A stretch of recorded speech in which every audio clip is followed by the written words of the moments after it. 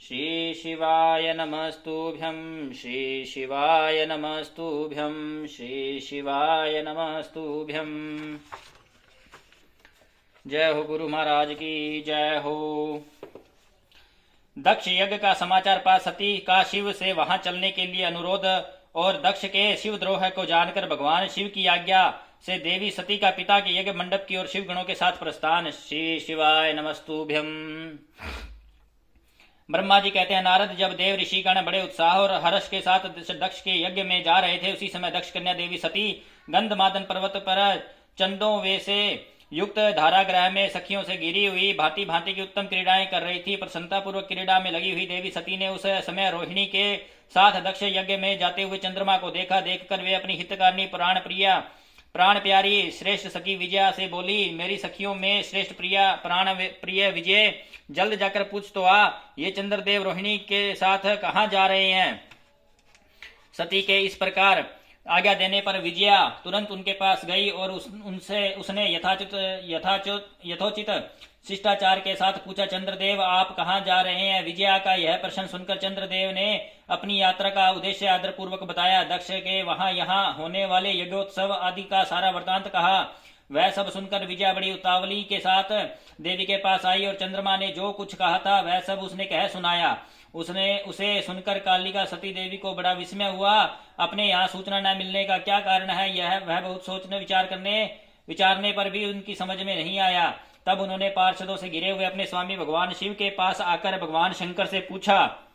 सती बोली, प्रभु मैंने सुना है कि मेरे पिताजी के यहाँ कोई बहुत बड़ा यज्ञ हो रहा है, उसमें बहुत बड़ा उत्सव होगा, उसमें सब देव ऋषि एकत्र हो रहे हैं। देव देवेश्वर पिताजी के उस महान यज्ञ में चलने की रुचि आपको क्यों नहीं हो रही है। इस विषय में जो बात हो वह सब बताइए।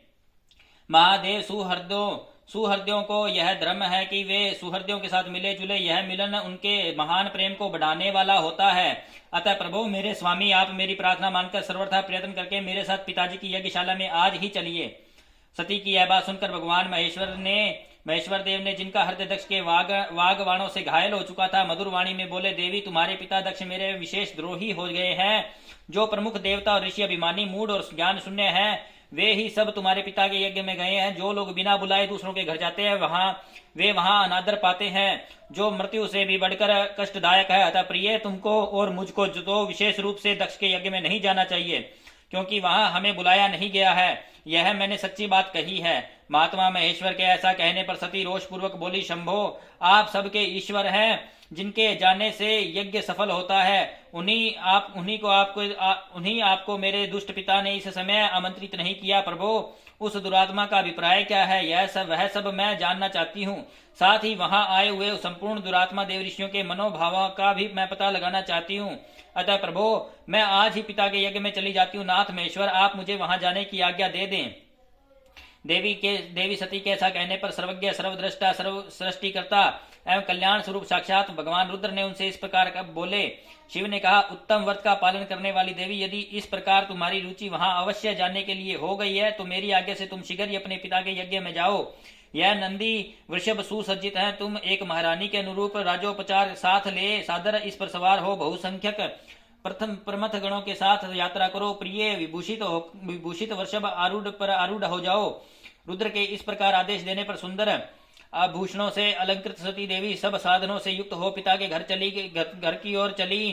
परमात्मा शिव ने उन्हें सुंदर वस्त्र, आभूषण तथा परम उज्जवल छत्र, चाम्र आदि महाराजोचित उपचार दिए। भगवान शिव की आज्ञा से 60,000 रुद्रगण बड़ी प्रसन्नता और महान उत्साह के साथ कौतूहल पूर्वक सती के साथ चले गए। उस समय वहां यज्ञ के लिए यात्रा करते समय सब और महान उत्सव होने लगा। महादेव जी के गणों ने शिव प्रिया सती के लिए बहुत भारी उत्सव रचाया। वे सभी गण कौतूहलपूर्ण कार्य करने तथा सती और शिव के यश को गाने लगे। शिव के प्रिय और महान वीर प्रमथ गण प्रसन्नता को चलते कूदते चल रहे थे। जगदम्बा की यात्रा काल में सब प्रकार से बड़ी भारी शोभा हो रही थी। उस समय जो सुखद जय जयकार आदि का शब्द प्रकट हुआ, उससे तीनों लोक गूंज उठे। अध्याय 17 समाप्त। श्री शिवाय नमस्तुभ्यम्।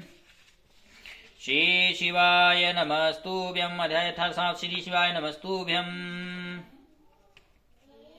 श्री शिवाय नमस्तुभ्यं श्री शिवाय नमस्तुभ्यं श्री शिवाय नमस्तुभ्यं श्री शिवाय नमस्तुभ्यं।